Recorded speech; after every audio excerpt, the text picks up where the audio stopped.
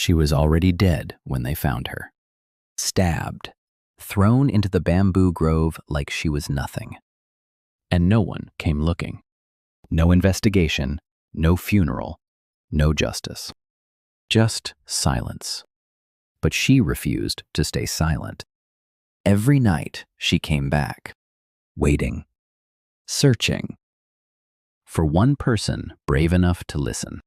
This is the true legend of Arang, a story whispered in Korea for over 500 years.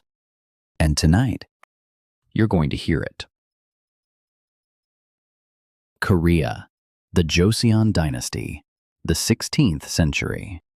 A world of strict order and rigid hierarchy, where a woman's reputation was worth more than her life, where the word of a powerful man could erase the truth entirely.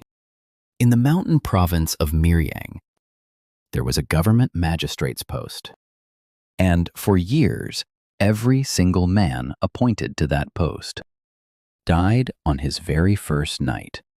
No wounds, no signs of struggle, just a body, eyes wide open, face frozen in an expression of pure terror. The townsfolk knew why. They just didn't dare speak her name out loud, because saying it might make her appear. Her real name was Yoon Dong-ok, but everyone called her Arang.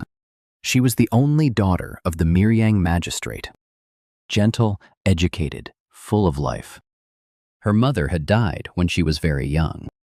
And so the woman who raised her, who combed her hair each morning, who stayed by her side through illness, who was the closest thing to a mother she had ever known, was her nursemaid. A woman she trusted without question.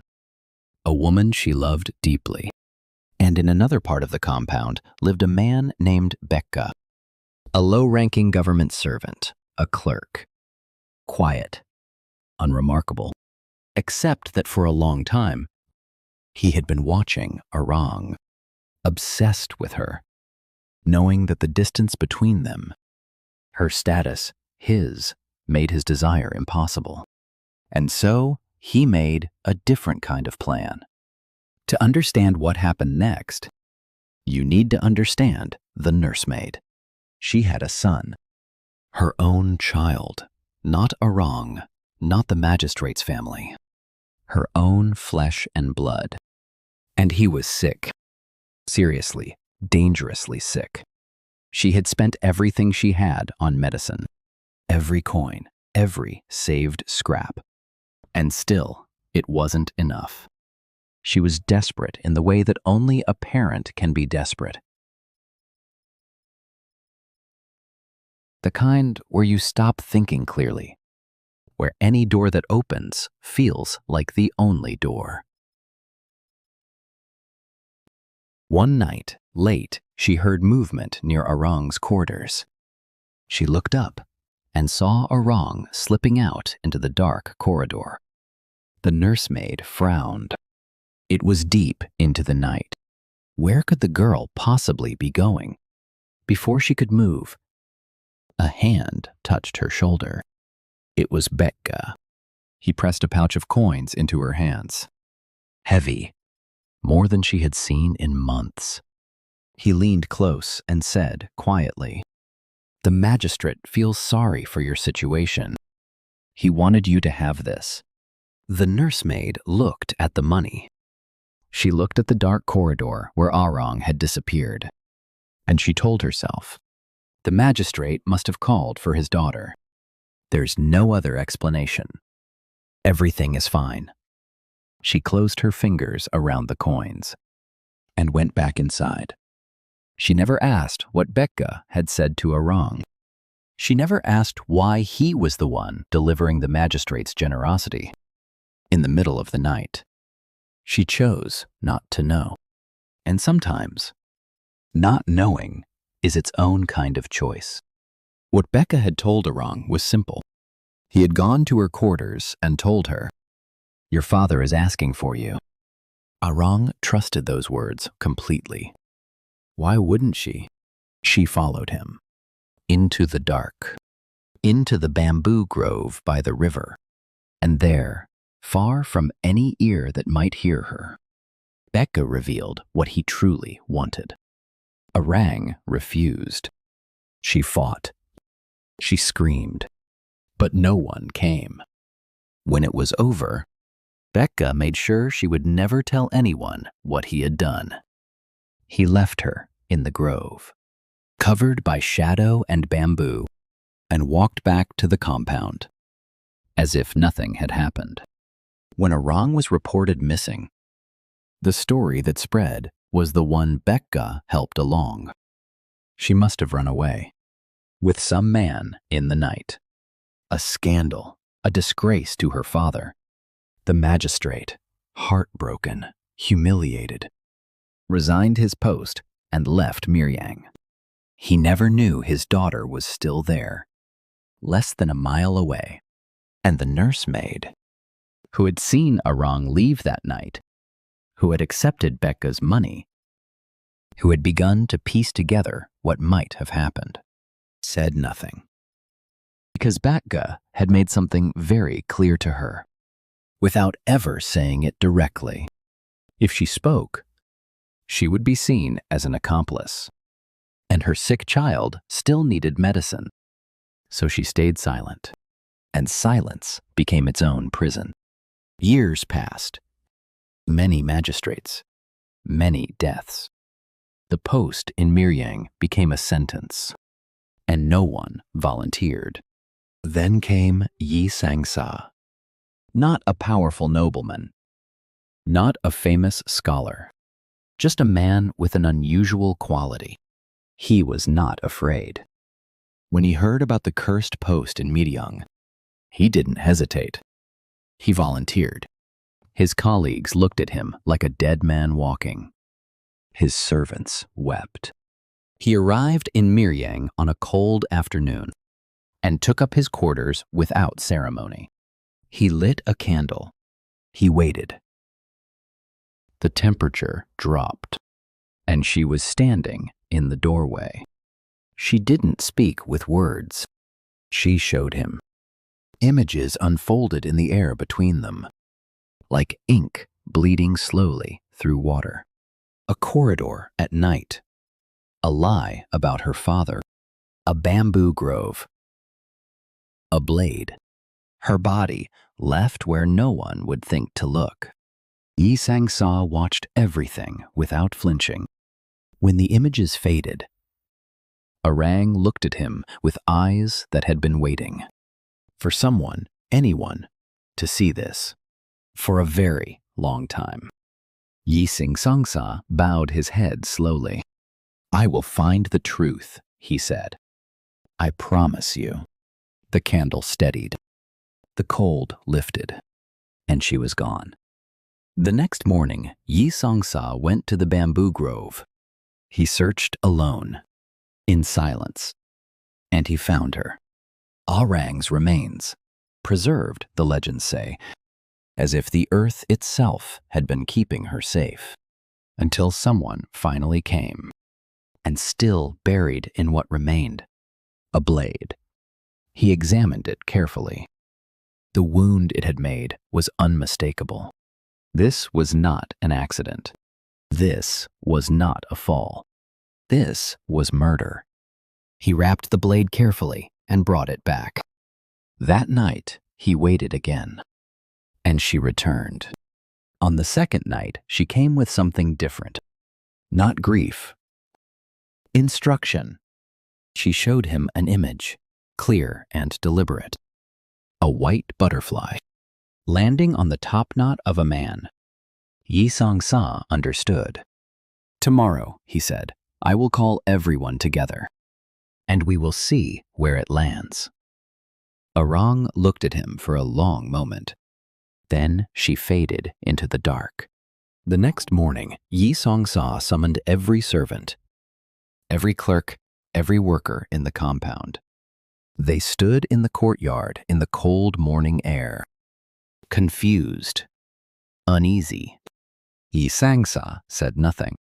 He simply stood, and watched the sky. Then, a white butterfly drifted into the courtyard, slowly, silently, past the magistrate, past the rows of watching faces.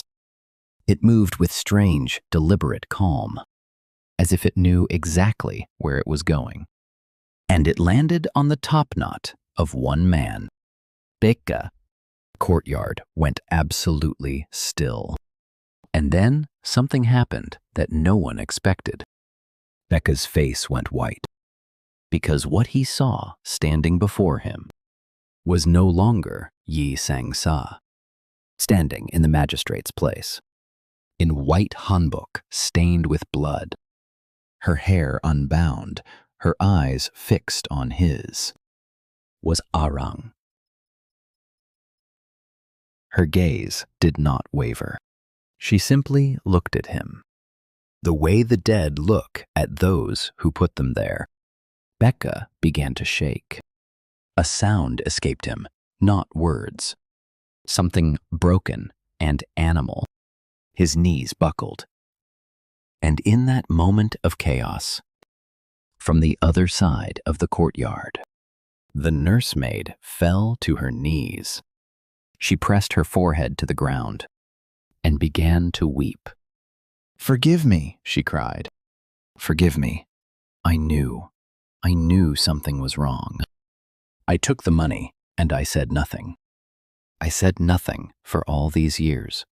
Her confession came out in fragments. The money, the night, what she had seen, what she had chosen not to see. Yi Sang-sa turned from her slowly and looked at Becca. His voice, when he spoke, was very quiet. "Is there anything you wish to say?" Becca confessed. Not bravely, not with dignity, with the desperate, crumbling confession of a man who realizes, too late, that the thing he buried never stayed buried. He told them where she had been found, how it happened, what he had said to lure her out, what he had done. Every word confirmed what the blade had already told them. Every word confirmed what the nursemaid had just admitted. Yi Sang-sa listened to all of it. Then he gave his judgment. Becca, convicted of murder, sentenced under Joseon law. The nursemaid, complicit but not the hands that struck. A mother who had made a terrible choice in a desperate moment and spent years living inside it. She was sentenced, but with mercy considered. It was not a perfect justice. It never is. But it was justice. That night, Yi Sang-sa sat alone in his quarters. He didn't have to wait long. She came one final time. White hanbok, hair unbound. But her face was different. The grief was gone. The long, burning weight of years, gone. She looked at Yi Sang-sa the way someone looks, at the person who handed them something they had stopped believing they would ever receive. She didn't speak. She didn't need to. She simply smiled. And then the candle went still. The air warmed. And Arang was finally, truly, at rest. The legend of Arang has lived in Korea for over 500 years. The Yeongnam-nu Pavilion still stands in Miryang today. And beneath it, the Arirang Shrine, built by the people of the town to honor her memory. Every year, a festival is held in her name. And there is one more thing. You may have heard a song called Miryang Arirang, one of Korea's most beloved traditional folk songs. A melody of longing, of sorrow, of something lost that can never fully be recovered. Many believe that song was born from Arang's story, that the grief woven into its notes is hers. That every time it is sung, Somewhere, she is remembered. I want to say one more thing about the nursemaid. She was not a monster. She was a mother with a dying child and empty hands, who accepted money she should have refused, looked away when she should have looked closer, and then spent years trapped by her own silence. We want our stories to have clean villains, people who are simply evil, so we don't have to ask ourselves what we might do in their place. The nursemaid doesn't give us that comfort. She gives us something harder, a mirror. Arang waited 500 years for someone to stop looking away. I hope she's resting now.